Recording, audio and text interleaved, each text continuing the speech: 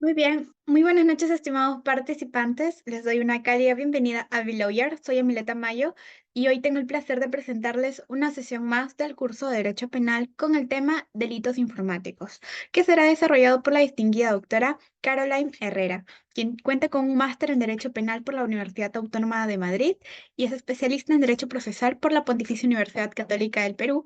Cuenta con amplia experiencia en litigios penales, empresariales y económicos e interés en temas de compliance y buenas prácticas corporativas. Muy bien, estimados participantes que nos acompañan a través del aula virtual, aquí en la plataforma de Zoom y en las redes a través de la transmisión en vivo o diferido, se les recuerda que pueden realizar sus preguntas durante la sesión, las cuales podrán ser atendidas por la doctora en el momento que mejor disponga. Finalmente, estimada doctora, estamos muy honrados por contar con su presencia el día de hoy y agradecerle porque aceptó nuestra invitación. Por otro lado, le cedo el uso de la palabra para que pueda iniciar con su presentación de hoy. Muchas gracias. Eh, Antes de iniciar, quiero expresar mi agradecimiento a Bill Oyer por haberme invitado a formar parte de este curso. También a todos los que están siguiéndonos en las redes y a los que están conectados en la presente sesión. Sé que es un horario bastante difícil y cansado. Voy a procurar que el contenido de esta sesión sea lo más didáctico en la medida de lo posible. Conmigo, como ya ha referido la doctora, abordaremos el tema de los delitos informáticos. Como este tema es un tema bastante amplio, vamos a limitarnos al estudio de características principales de este tipo de delitos y su regulación a nivel nacional. No vamos a abordar temas vinculados a temas relacionados con la protección de datos personales, medidas limitativas de derechos, temas procesales, entre otras cuestiones. Voy a proyectar una pequeña presentación. Un momento.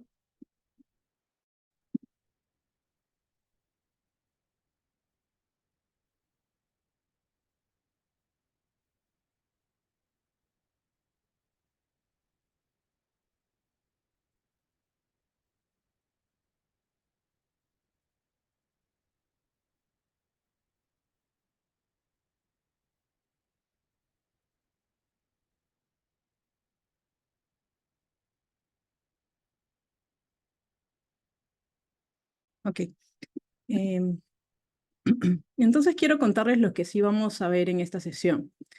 Primero vamos a abordar algunos alcances del contexto criminógeno y los principales instrumentos internacionales que regulan este tipo de delitos. Seguidamente vamos a desarrollar conceptos generales, ¿no? Principalmente nos vamos a enfocar en establecer cuáles son las diferencias entre delito informático y ciberdelito. Asimismo, también vamos a estudiar cómo están regulados los delitos informáticos en nuestra legislación interna. Y por último, vamos a revisar algunos pronunciamientos jurisprudenciales nacionales de alcanzarnos el tiempo.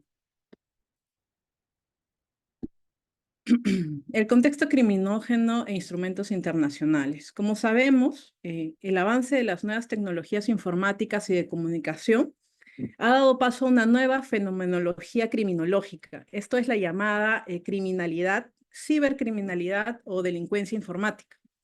Pero, ¿qué se entiende por cibercriminalidad o delincuencia informática?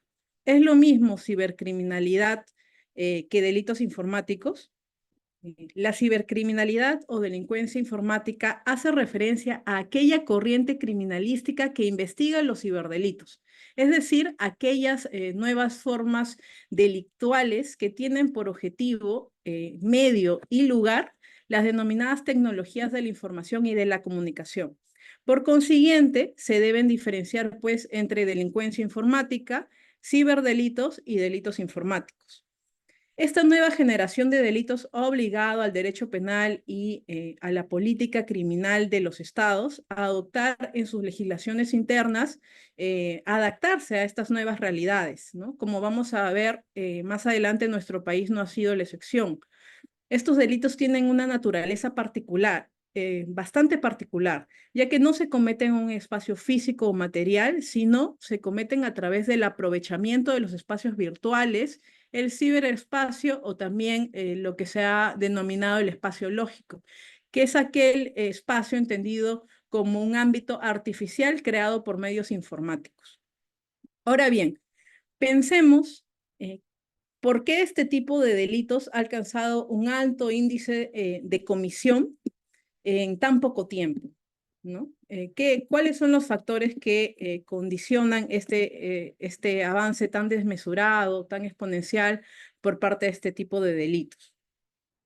Primero, es difícil seguir la ruta del delito. El delincuente comete el ilícito penal desde un determinado espacio geográfico y las consecuencias de dicho acto ilícito, dependiendo de si se trata de un ataque individual o un ataque masivo, se producen en uno o varios lugares, afectando a una o varias personas en un tiempo indeterminado.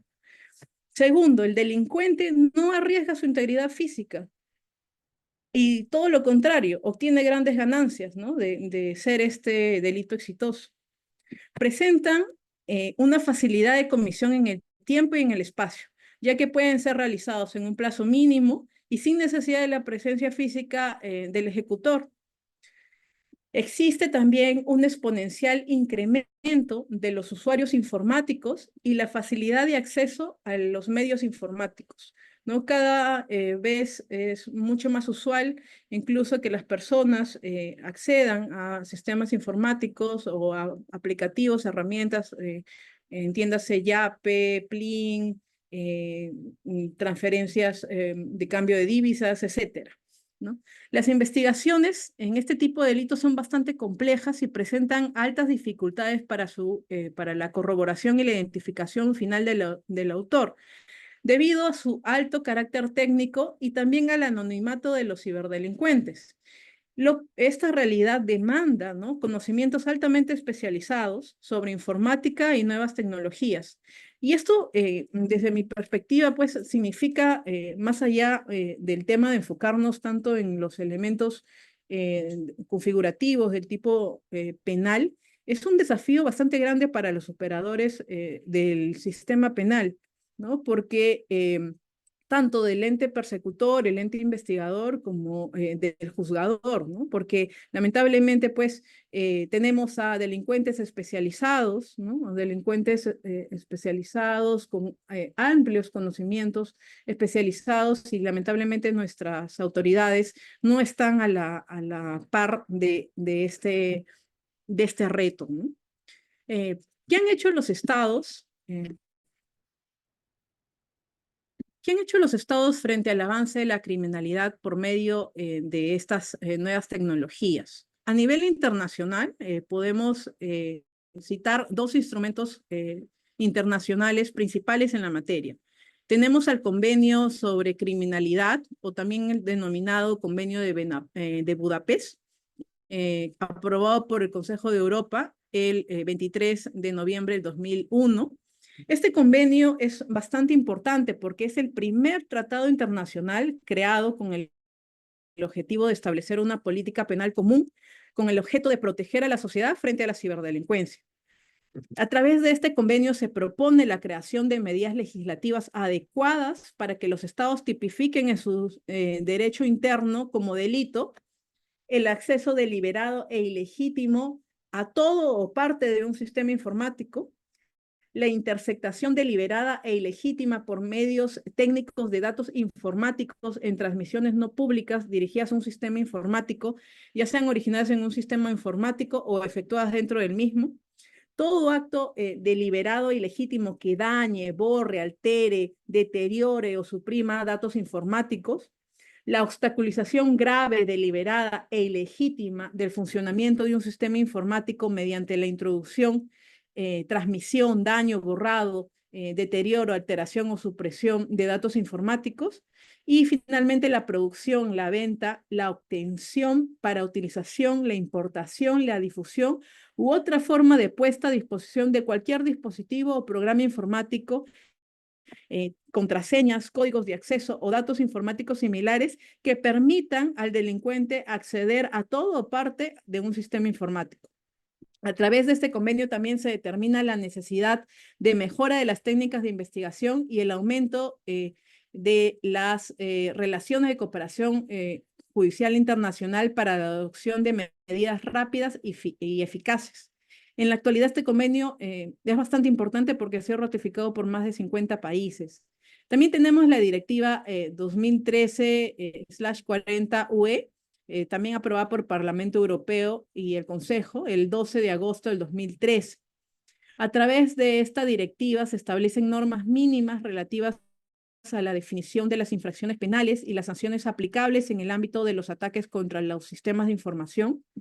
También tiene por objeto facilitar la prevención de dichas infracciones y la mejora de la cooperación internacional entre las autoridades judiciales y autoridades competentes. A través de esta directiva se propone la regulación de medidas legislativas para sancionar, al igual también que en el convenio de Budapest, el acceso ilegal, entiéndase, al acceso sin autorización a los sistemas de información, siempre que se haya cometido con violación de medidas de seguridad. También se propone o se exige a los estados que prevean medidas legislativas para adoptar dentro de su legislación interna delitos que sancionen la interferencia ilegal en los sistemas de información, entiéndase acciones de obstaculización o de interrupción significativa del funcionamiento de un sistema de información.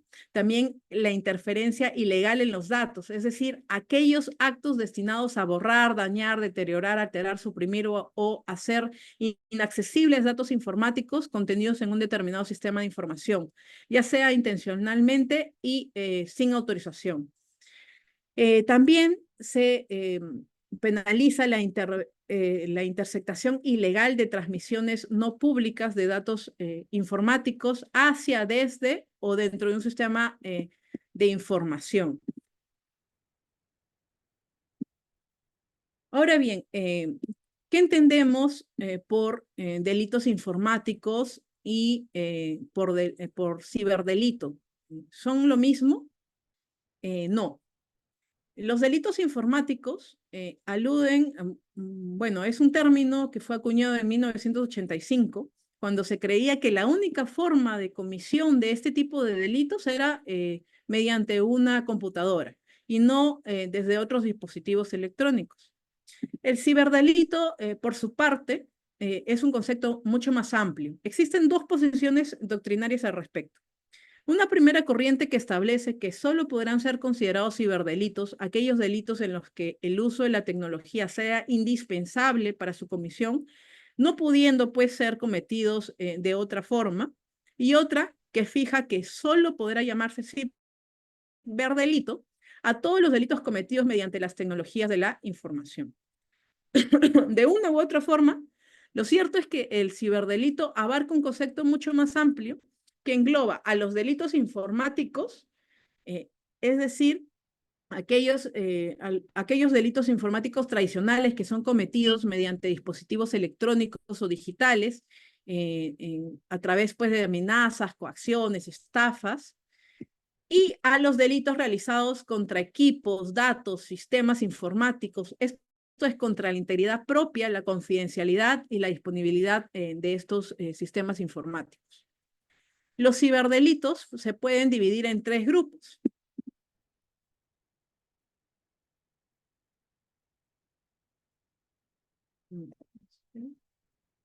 Sí.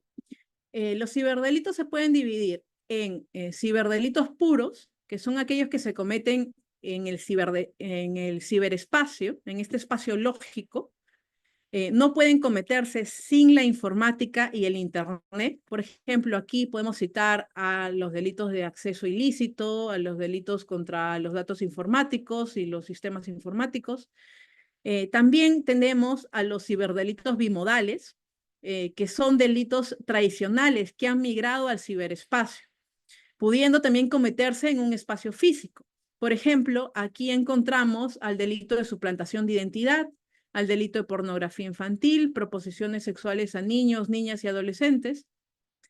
Y por último también tenemos a los pseudo ciberdelitos. Estos delitos son aquellos delitos comunes donde se emplea la tecnología de la información y de las comunicaciones como medio para favorecer la comisión del ilícito. Pueden confundirse con los ciberdelitos, pero no lo son. En este tipo de delitos, el empleo de las tecnologías de la información y de la comunicación son fines instrumentales. Por citar un ejemplo, podríamos citar a coordinaciones mediante WhatsApps para el tráfico de droga. Cualquier ¿Qué diferencia entonces a un delito informático de un delito común? ¿Cualquier uso ilegal de una computadora u otro dispositivo análogo debe ser considerado como un delito informático? No. La característica principal del delito informático es que no puede ser cometido sin el uso de la informática. Entonces, lo que caracteriza a este tipo de delitos es el medio informático, es decir, el uso del Internet. No existe ningún tipo de ciberdelito que se pueda cometer sin el uso del Internet.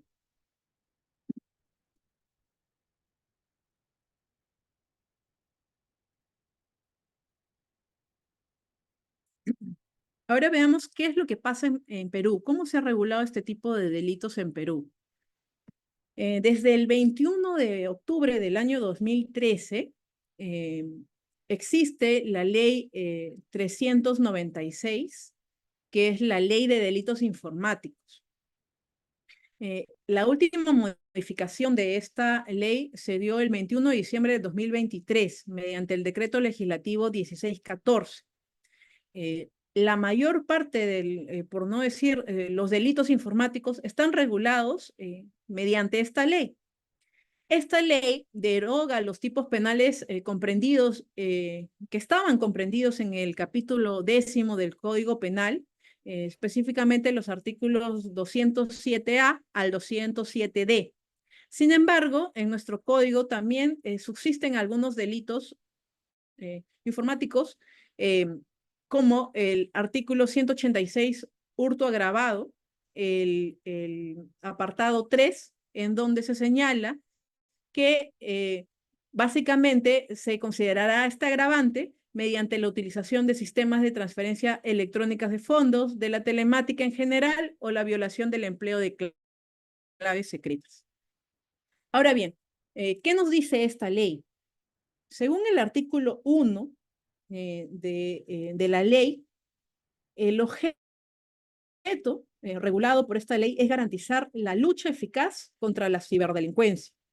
Sin embargo, pese a ello, disculpe, sí,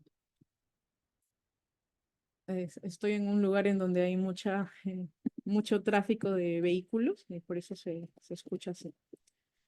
Bueno, lo que estaba señalando es que el objeto de esta ley, según el artículo 1, era garantizar la lucha eficaz contra la ciberdelincuencia. Pese a que se habla de ciberdelincuencia, como lo podemos notar, la ley, la nomenclatura de la ley es Ley de Delitos Informáticos. Y como ya hemos estudiado, los delitos informáticos y los ciberdelitos no son lo mismo, ¿no? Entonces, esto también es un error de la ley, ¿no? Esta ley regula distintas figuras delictivas, ¿no? Y las divide en delitos contra datos y sistemas informáticos, delitos informáticos contra la indemnidad y libertad sexuales, delitos contra la intimidad y el secreto de las comunicaciones, delitos informáticos contra el patrimonio y delitos informáticos contra la fe pública. Vamos a comenzar a desarrollar cada uno de estos delitos y cuáles son sus principales características. En los delitos contra los datos y sistemas informáticos tenemos dos tipos penales: el acceso ilícito, regulado en el artículo 2 de la ley, y el atentado a la integridad de datos informáticos, regulado en el artículo 4 de la ley. ¿Qué nos dice el tipo penal de acceso ilícito? Este tipo penal presenta dos modalidades típicas: el acceso deliberado e ilegítimo a un sistema informático de forma parcial o total, y el acceso de forma parcial o total a un sistema informático excediendo lo autorizado. Es decir, hubo una autorización previa y se excedió esa autorización. La figura agravada sanciona el acceso de forma parcial o total a un sistema informático, siempre que se haga vulnerando las medidas de seguridad establecidas para impedirlo. Es decir, la figura penal básica contempla o sanciona el acceso deliberado y legítimo a un sistema informático, ya sea de forma total o parcial, y aquí no importa si es que el agente, para poder cometer el delito, tuvo o no que vulnerar las medidas de seguridad establecidas para impedir ese acceso. No obstante, la figura grabada sí lo contempla, ¿no? Y exige que la gente tenga que traspasar, tenga que violar, vulnerando estas medidas de seguridad establecidas para poder impedir este tipo de delitos. Y ahí radica ahí radica la cuestión. Asimismo, se considera que poder acceder a un dato o sistema informático tiene una potencialidad delictiva, pues puede dar paso a la comisión de una serie de delitos. Aquí el bien jurídico protegido está basado básicamente en la confidencialidad, en la integridad y la disponibilidad de los propios datos. Aquí lo que intenta proteger la norma es la seguridad en la red. Basta con superar esta barrera para que se haya manejado el bien jurídico protegido. El siguiente tipo penal que vamos a estudiar es el atentado a la integridad de datos informáticos, que está regulado en el artículo 4 de la ley. Esta figura penal sanciona a aquel que de forma deliberada y legítima, entiéndase, de forma premeditada y sin ningún tipo de autorización, inutiliza, ya sea de forma total o parcial, un sistema informático. Impide el acceso a este o entorpece o imposibilita su funcionamiento o la prestación del servicio informático, ¿no? Como vemos, esta figura penal también contempla como un bien jurídico protegido la indemnidad del sistema informático, de los datos informáticos, ¿no? De la seguridad informática. Ahora bien, pasamos a los delitos informáticos contra la indignidad y libertad sexuales. Eh, este apartado regula el delito de proposiciones a niños, niñas y adolescentes con fines sexuales por medios tecnológicos, que está regulado en el artículo 5 de la ley. Este tipo delictivo sanciona aquel sujeto que mediante internet u otro medio análogo contacta a un menor de 14 años, ya sea para solicitarle y obtener de él material pornográfico o para proponerle llevar a cabo cualquier acto de connotación sexual, ya sea con él o con un tercero. Al igual que en las figuras anteriores, también se contempla un agravante. Esta agravante se da en función de la edad de la víctima. Esto es cuando el menor tiene entre 14 años y menos de 18 años de edad y siempre que medie engaño. En este tipo de delitos, de hallarse responsable al agente, siempre se va a aplicar la pena de inhabilitación. Ahora bien, los delitos informáticos contra la intimidad y el secreto de las comunicaciones. Aquí se regula el tipo penal de interceptación de datos informáticos, que está tipificado en el artículo 7 de la ley. Esta figura penal sanciona a aquel que de forma deliberada e ilegítimamente, es decir, sin ningún tipo de autorización, intercepta datos informáticos en transmisiones que no son públicas, dirigidas a un sistema informático, originadas en un sistema informático o efectuado dentro del mismo, incluidas en las emisiones electromagnéticas provenientes de un sistema informático que transporta dichos datos informáticos. Aquí se contempla tres tipos de agravantes. La primera agravante se da cuando el delito recaiga sobre información clasificada como secreta, reservada o confidencial, conforme se regula en la ley 27.806, que es la ley de transparencia y acceso a la información pública. En concreto, se trata de la información contenida en el artículo 15 de dicha ley.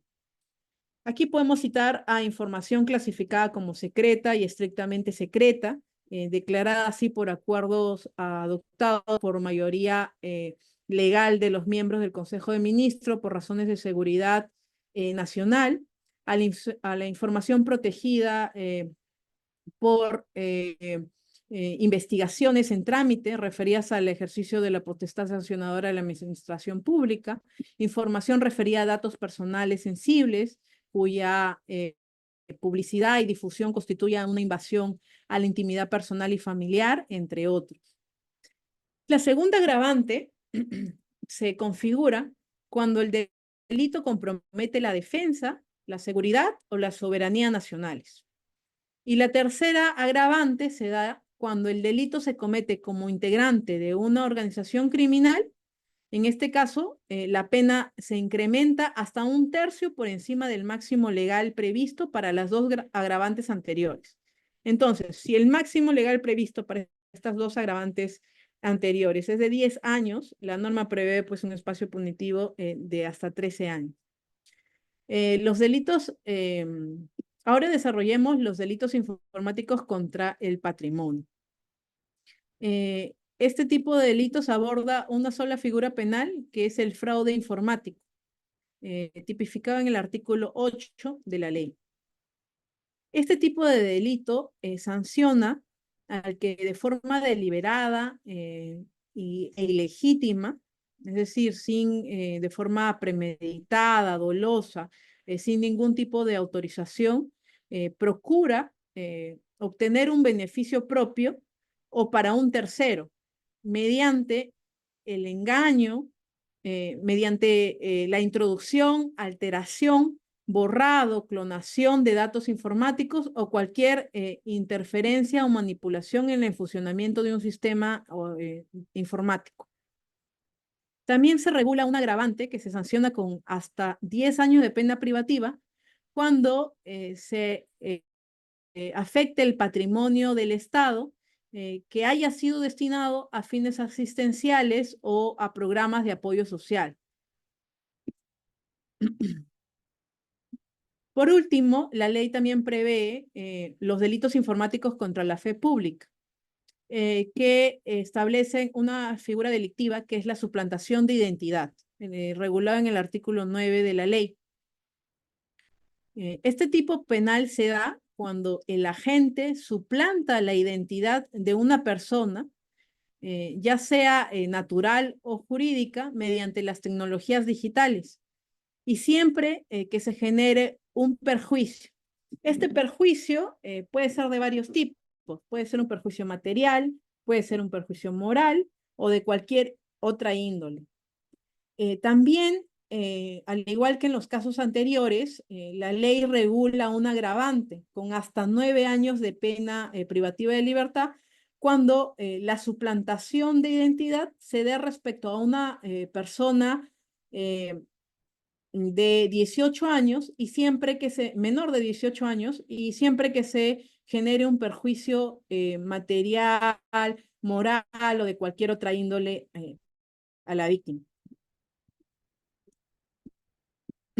Ahora bien, la ley también prevé una figura penal general o común denominada abuso de mecanismos y dispositivos informáticos.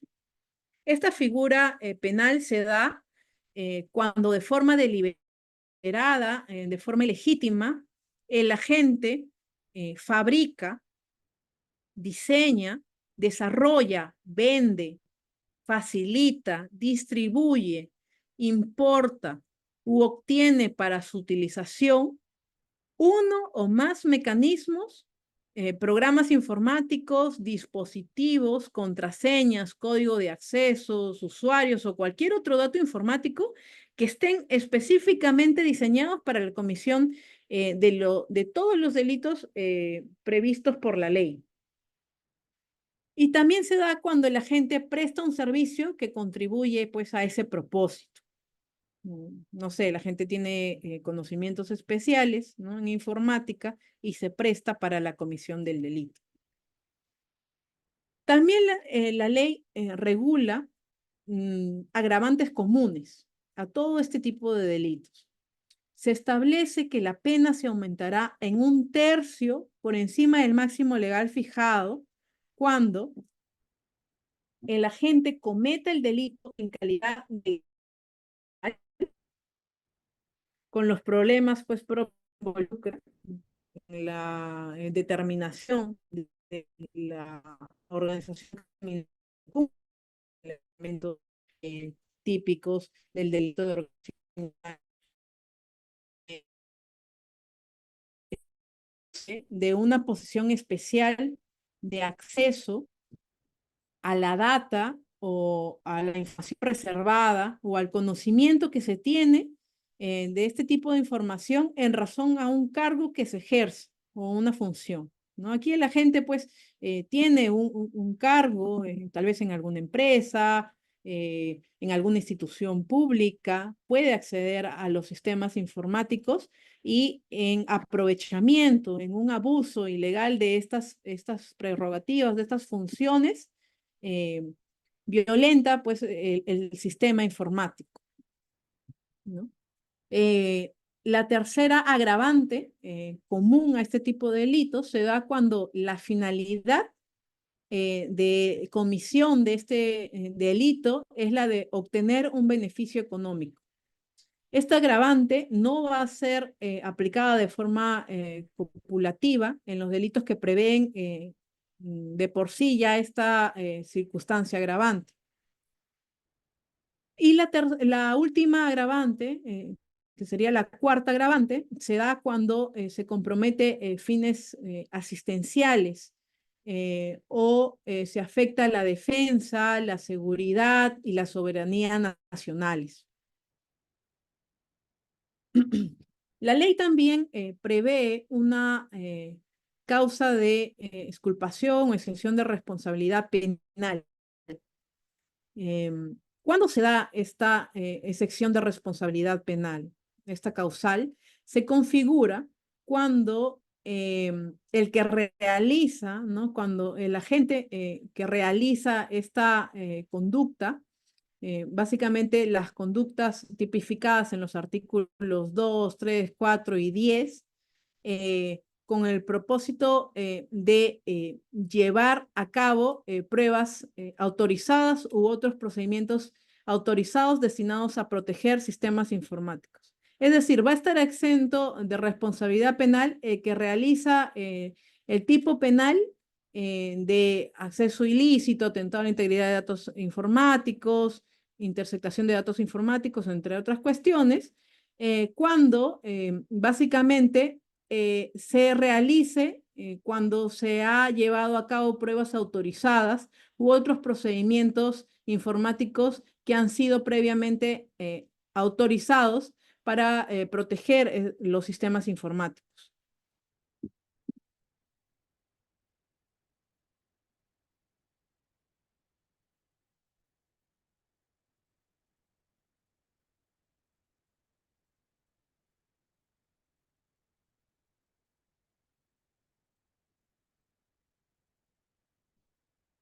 ¿Cuáles son los aspectos comunes de este tipo de delitos? En este tipo de delitos, el sujeto pasivo puede ser una persona física o puede ser también una persona jurídica, ¿no? Se puede afectar los sistemas informáticos tanto de una persona natural o de una corporación, de una persona jurídica. El sujeto activo, básicamente existen posiciones que establecen que el delito informático, pues, en tanto el agente requiere de conocimientos especiales, de una alta tecnificación, pues requeriría una cualificación especial. No obstante, la doctrina mayoritaria establece que es un delito común. Aquí se castiga como autor a quien accede como a quien facilita el acceso. Esto es, a aquel que desarrolla actividades que van a permitir la vulneración de los sistemas informáticos y los datos informáticos. La conducta típica ya lo hemos estudiado en cada uno de estos tipos penales que hemos abordado. Se da desde el acceso ilegal a los datos informáticos, desde la utilización incluso del sistema informático para la comisión de determinados delitos, incluso comunes, ¿no? Entre otras conductas típicas. Em, en cuanto al bien jurídico protegido, la norma penal busca proteger, el principal objetivo de la norma penal es proteger los sistemas y los datos informáticos. La información, lo que se protege básicamente es la información en sus diversas variantes. Entiéndase, datos informáticos, datos biométricos, datos socioeconómicos, datos sensibles, etc. Se trata pues de un delito, de un bien jurídico autónomo, que se basa en la libertad informática, o el denominado habeas data. Originalmente se entendía que se protegía la relación que tiene el sujeto con los datos que existen respecto a él, es decir, con sus datos personales. Pero no se protege la intimidad propiamente como tal, sino el derecho del sujeto al que no accedan a sus datos personales. El sujeto es el que controla los datos que existen respecto de él y controla quiénes pueden acceder, en qué circunstancias se puede acceder a esos datos sensibles, ¿no? Entonces, lo que protege pues la norma también es la capacidad de la persona de determinar qué información existe sobre uno mismo y quiénes pueden tener acceso a dicha información.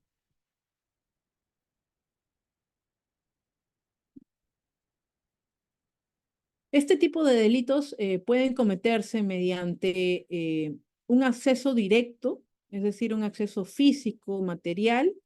Por ejemplo, se me ocurre un delincuente que le roba a una persona su celular, ¿no? Y en ese momento pues ingresa a los aplicativos, a sus sistemas del banco, entre otras cuestiones, ¿no? O también vía remota, ¿no? A través de diferentes programas y no se requiere la presencia física del agente ejecutor, ¿no? Se puede hacer también de vía telemática. Siempre en este tipo de delitos, en lo que respecta a la imputación subjetiva, se requiere dolo, ¿no? No se admite una figura imprudente. Siempre debe haber una intencionalidad, una voluntad por parte del agente, ¿no? Y el conocimiento también de que el acceso al sistema o datos informáticos es un acceso ilegítimo, un acceso indebido, un acceso ilegal. ¿Cuáles son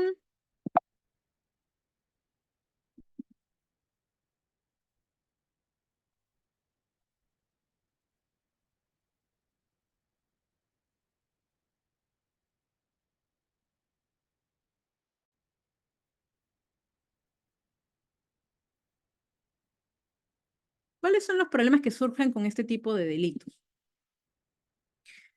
Uno de los principales problemas con este tipo de delitos es el tema de la competencia jurisdiccional. Es difícil determinar dónde se cometió el acto ilícito, ya que la conducta delictiva pues navega por todo el ciberespacio, por todo el espacio lógico, ¿no? Debido también al carácter internacional y global del Internet, los delincuentes suelen alojar páginas web con contenido ilícito en servidores o plataformas ubicadas en países con legislaciones laxas, ¿no? Legislaciones muy débiles, muy flexibles respecto a este tipo de delitos. Este tipo de países son llamados los paraísos informáticos, que son países principalmente ubicados en Europa del Este y Asia. La consecuencia es que cuando se promueva una investigación en el país efectuado contra los autores o contra los que alojaron el contenido ilícito en una determinada plataforma, en un determinado servidor, el proveedor puede encontrarse fuera de la jurisdicción penal. O puede suceder también que el contenido, ¿no? El contenido ilícito se trasladó a otro servidor y este servidor estaba alojado en un tercer estado. Entonces aquí podemos ver pues problemas bastante serios en el tema de la transnacionalidad, del delito, ¿no? El delito se puede cometer en diversos ámbitos jurisdiccionales. En Perú, por ejemplo, y este es un problema bastante grande de nuestra legislación, las fiscalías especializadas en delitos de ciberdelincuencia de Lima, creadas en junio del 2021, solo tienen competencia dentro de la jurisdicción del Distrito Fiscal de Lima Centro y no en otros distritos fiscales. Y solo respecto de los delitos regulados por esta ley. Por tanto, por ejemplo, no pueden investigar el hurto agravado con esta modalidad que había referido, que es a través del acceso a los sistemas telemáticos, crediticios, entre otras cuestiones. No podrían investigar este tipo de delitos, estas fiscalías, porque solo pueden investigar los delitos regulados por la ley y solo tienen una competencia bastante limitada al Distrito Fiscal de Lima. Entonces, ¿cómo se determina la competencia jurisdiccional en este tipo de casos? ¿No? El artículo 21 del Código Penal, como todos conocemos, señala un orden de prelación con varias reglas, ¿no? Primero, ¿no? Se establece el lugar donde se cometió el delito o cesó la continuidad o la permanencia del ilícito penal. Una segunda regla para poder establecer la competencia jurisdiccional, según el orden de prelación que ya he señalado, referiría al lugar donde se produjeron los efectos del delito. Un tercer criterio sería por el lugar donde se descubrieron las pruebas materiales de comisión de este delito. Un cuarto criterio está determinado por el lugar donde fue detenido el imputado, y un quinto criterio por la dirección, por el lugar del domicilio del imputado. A mi parecer, lo más conveniente en este tipo de cuestiones, ¿no? Es definir la competencia por el lugar donde se descubrió el hecho delictivo, que sería lo más fácil en realidad, porque en su gran mayoría de casos, el lugar donde se descubre el hecho delictivo es en el domicilio de la víctima, donde la víctima radica principalmente, ¿no? Porque es la víctima la que da aviso a las autoridades y descubre la comisión de este delito, ¿no? Ahora, si se trata de un delito transnacional, eh, aquí sí es bastante importante y bastante crucial el tema de la cooperación estrecha entre los estados involucrados, ¿no? Ahora bien, eh, a mi consideración, más allá de todas estas, como lo había señalado también al inicio de la clase, eh, más allá de todas estas especificaciones propias de la regulación interna, ¿no? De este tipo de delitos, lo más importante es determinar cuál es el estado situacional eh, de la realidad criminógena en nuestro país respecto a este tipo de delitos, ¿no? Como todos sabemos, el avance de las tecnologías, de la inteligencia artificial, entre otras cuestiones, un avance desmesurado, un avance exponencial, ¿no? Un avance rápido. Aquí lo que tendríamos que cuestionarnos es nuestras autoridades, ¿no? Las autoridades competentes sobre la materia, entiéndase la Policía Nacional, el Ministerio Público, los juzgados penales, están realmente capacitados, ¿no? Para poder enfrentar este tipo de ciberdelincuencia. Existen condiciones en nuestro país recursos para poder enfrentar de forma eficaz, de forma correcta, este tipo de delitos. Desde mi práctica personal, considero que no, ¿no? Em, Lamentablemente, hay muchos casos en donde a pesar de que nos encontramos con fiscalías especializadas para la persecución de este tipo de delitos, no pueden, existe graves problemas porque incluso hay autoridades que no conocen conceptos básicos como lo que se debe entender por servidor, lo que se debe entender por datos informáticos, por sistemas informáticos, por medidas de seguridad, lo que se debe entender por qué es un usuario, entre otras cuestiones importantes para poder perseguir de forma eficaz y correcta el delito, ¿no? Si a esto, como lo he señalado, se suma la velocidad de los delitos informáticos, estamos en un grave y serio problema. Em, Ahora bien, tengo algunos...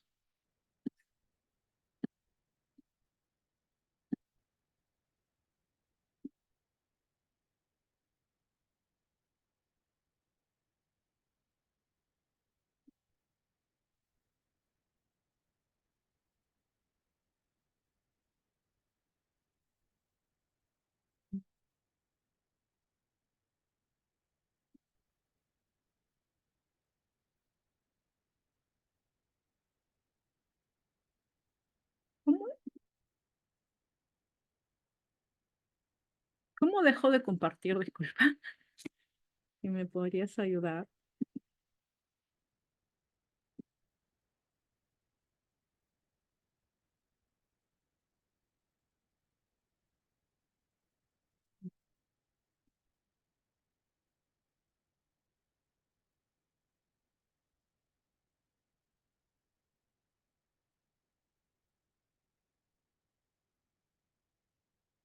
Ah,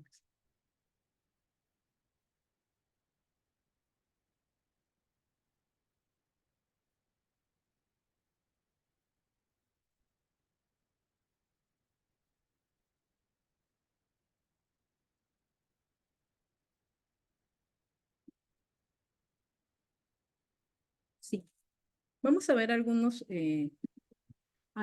casos de la jurisprudencia penal nacional, ¿no? Que abordan este tipo de delitos. Por ejemplo, tenemos el recurso de nulidad 1780-2021 Lima, de fecha 28 de septiembre de 2022. En aquí la Corte Suprema determinó que el delito de fraude informático que se estaba investigando y procesando, ¿no?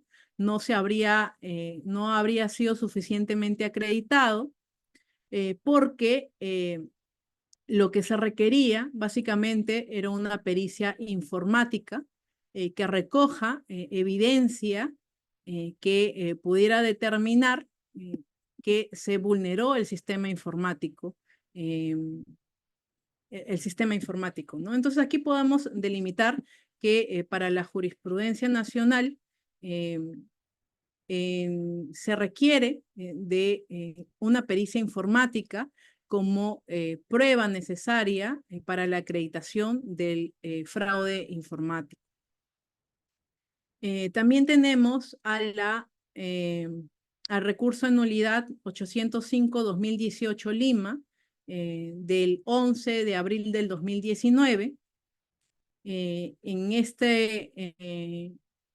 esta resolución, en esta sentencia, la Corte Suprema establece cuáles son los aspectos relevantes para determinar que la acción es típica en el delito de fraude informático y también sitúa básicamente que el tipo de fraude informático constituye un atentado contra la integridad de datos informáticos y contempla como verbos rectores el introducir, el borrar, el deteriorar, el alterar o suprimir datos informáticos falsos.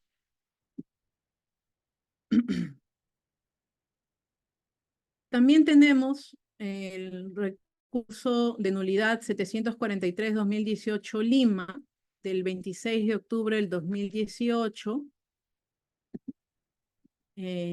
Aquí la Corte Suprema también delimita el contenido del delito de atentado contra la integridad de datos informáticos y aplicación del principio de especialidad. Aquí lo que señala básicamente es que el delito contra la integridad de datos informáticos comprende varios verbos rectores. Entre estos, el introducir, el borrar, el deteriorar, el alterar o el suprimir datos informáticos falsos.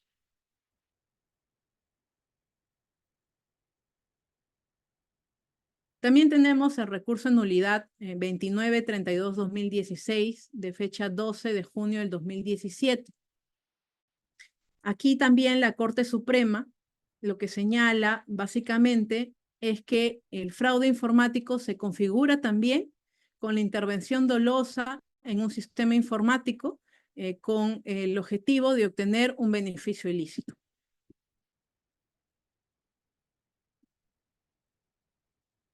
Y bueno, hasta aquí hemos llegado con la exposición. Quedo atenta a sus preguntas en caso haya preguntas.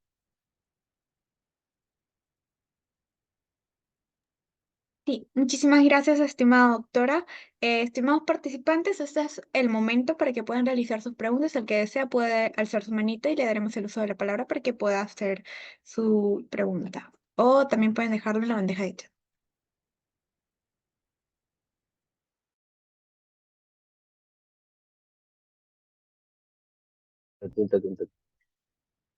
Buenas noches, ¿me escuchan? Sí, ¿qué tal? Buenas noches. Buenas noches, doctora. Usted estuvo hablando sobre el bien jurídico, decía que el bien jurídico es los datos. Pero cuando, por ejemplo, se hace una vulneración de una cuenta bancaria para transferirse el dinero o adulterar datos para que reciban una transferencia bancaria de alguien más, ¿no se estaría entonces protegiendo en este caso el dinero que es sustraído? ¿Cómo se regula ese tema?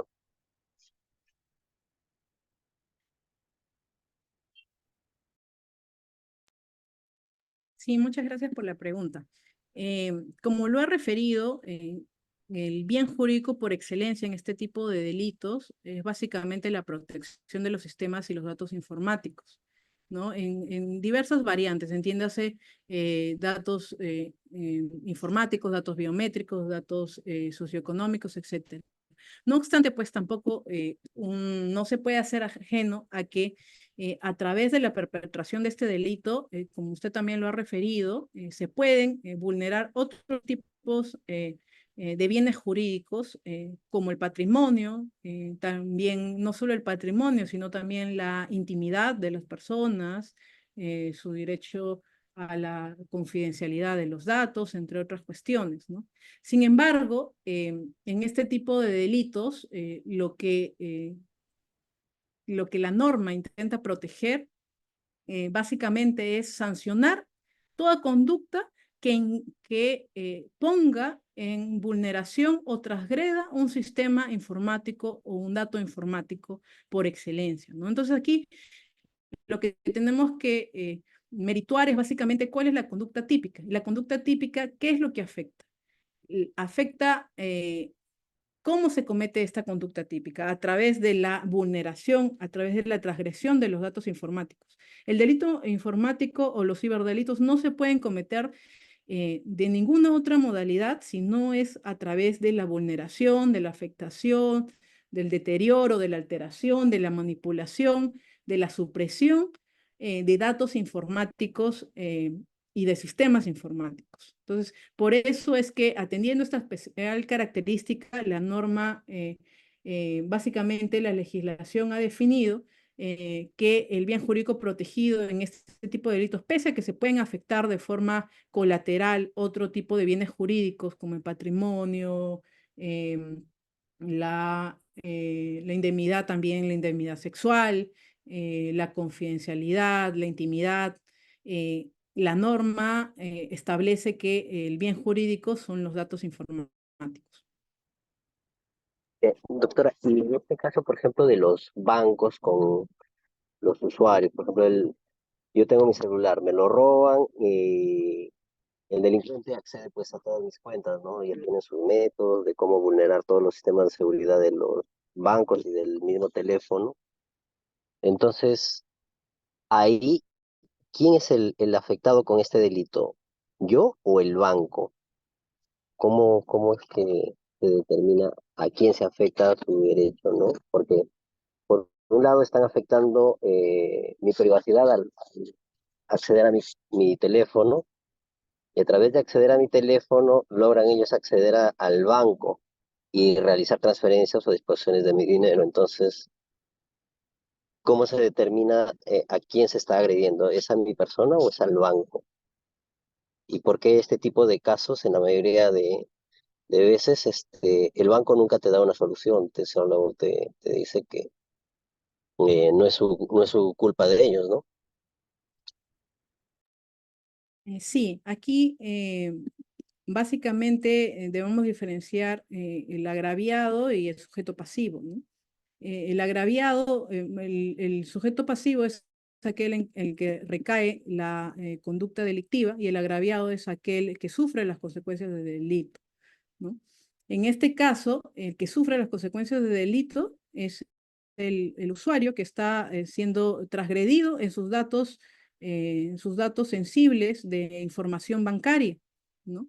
No obstante, este delito se está cometiendo y por eso es que el delito de acceso ilícito prevé una figura agravada, que es básicamente el acceso de forma parcial o total de un sistema informático, vulnerando las medidas establecidas para su protección. Entonces, en este caso, el banco tiene el deber de poder implementar las medidas de seguridad eh, necesarias para que pueda evitar, en la medida de lo posible, ¿no?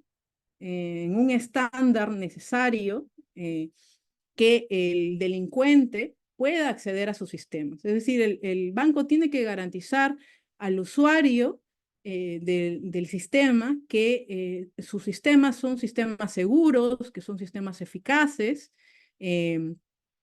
contra este tipo de ciberdelincuencia. No obstante, aquí el delito se comete transgrediendo todas estas medidas de seguridad. ¿Y el afectado quién es? El afectado es obviamente el usuario, ¿no? Porque el usuario es el que sufre las consecuencias de este delito. El usuario es al que se roba sus datos, el que sufre una pérdida tal vez de su patrimonio, entre otras cuestiones, ¿no? No sé si más o menos he podido resolver tu pregunta.